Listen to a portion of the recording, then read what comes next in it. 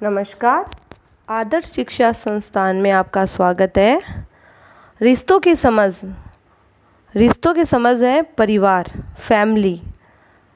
Family क्या है यानी परिवार क्या है उसके बारे में बताया गया है। एक छत के नीचे जहाँ व्यक्तियों का समूह निवास करता है तथा उनके मध्य खून का जो संबंध होता है उसे हम परिवार कहते हैं। इसके अतिरिक्त शादी का तथा गोद लेने पर भी ये परिवार में शामिल किया जाता है। मूल तथा संयुक्त ये परिवार के स्वरूप हैं। छोटे परिवार, एकल परिवार या उसमें मूल परिवार भी कहते हैं। इसमें दंपति के साथ उनके 2 बच्चे परिवार के रूप में निवास करते हैं। इसके विपरीत बड़ा परिवार जिसे संयुक्त परिवार के नाम से भी जाना जाता है, इसमें एक पीढ़ी से अधिक लोग निवास करते हैं, जैसे दादा दादी, नाना नानी, चाचा चाची आदि उनके साथ रहते हैं और उनके बच्चे भी उनके साथ रहते हैं। उनका भोजन, उनका हर रहन सहन सभी एक साथ में मिलजुल कर रहने पर होता है। एकल परिवार, अब एकल परिवार में कौन कौन होते हैं उसमें बताया जाता है माता पिता और उनके बच्चे। परिवार समाज की एक छोटी इकाई है और प्रत्येक व्यक्ति के जीवन में परिवार बहुत ही अहम भूमिका निभाता है। पहले के समय में कई पीढ़ी और कई परिवार एक साथ मिलजुल कर एक ही छत के नीचे रहा करते थे और परिवार बहुत बड़े हुआ करते थे। उस समय जनसंख्या कम हुआ करती थी और संसाधन परिपूर्ण थे, मतलब संसाधन ज़्यादा थे। लेकिन समय के साथ लोगों की ज़रूरतों में वृद्धि होने लगी और संसाधनों में कमी होने लगी और लोग छोटे छोटे परिवारों में बिखर गए ताकि उनकी सुख सुविधाएं और सभी ज़रूरतें पूरी हो सके। अब एकल परिवार के नुकसान क्या होते हैं? एकल परिवार में त्योहारों का आनंद नहीं आता है क्योंकि कम लोगों में त्योहारों का मज़ा नहीं आता। बच्चों में अकेले रहने की आदत पड़ने लगती है जिससे उनके अंदर वो तालमेल की भावना विकसित नहीं हो पाती। अगर माँ बाप दोनों वर्किंग है यानी कार्यरत है तो बच्चे अच्छी तरह से परवरिश नहीं हो पाती है और उसमें सामंजस्य की भावना का विकसित नहीं रहती।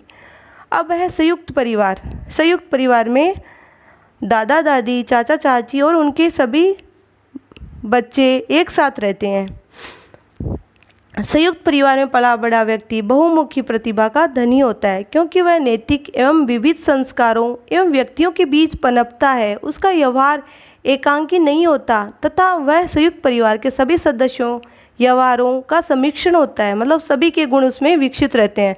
सभी के साथ कैसे सामंजस्य बिठाना है, कैसे अपने स्वार्थ इतर दूसरों का ख्याल भी रखना है, सामाजिकता कैसे निभानी है, प्रेम विश्वास तथा सहयोग के साथ सारे संस्कारों का विद्यालयों में सिर्फ संयुक्त परिवार ही दे सकता है। अकेलेपन एवं बेरोजगार से बचने में संयुक्त परिवार की अहम भूमिका रही है। संयुक्त परिवार व्यक्ति में राष्ट्र निर्माण संस्कार डालता है। वह सिखाता है कि राष्ट्र का निर्माण उस राष्ट्र के लोगों ने जो प्राप्त किया है उससे नहीं वरन दूसरों के लिए जो छोड़ा है, जो त्याग किया है उससे होता है। संयुक्त परिवार हमें सामाजिक व नैतिक संस्कारों जड़ों तक ले जाता है जहाँ से व्यक्ति में अनुशासन एवं स्वतंत्रता की भावना का उदय होता है। कहने का मतलब है कि जब संयुक्त परिवार में रहते हैं तो सभी के गुण, संस्कार, कई लक्षण हैं वो सब उस बच्चे में विकसित होते हैं और वह सबके साथ में प्रेम विश्वास पूर्णता के साथ रहता है। उसमें कई नए गुणों का विकास भी पारिवारिक लोगों से मिलता है। परिवार में मेल जोल बिठाना, ये सभी गुण उसे परिवार से मिलते हैं। अब परिवार में कई लड़ाई झगड़े भी होने लगे हैं। आपस में लड़ाई झगड़े से परिवार टूट गए हैं कि एकल परिवार का सबसे बड़ा नुकसान यही है कि परिवार की अखंडता सब नष्ट हो गई है।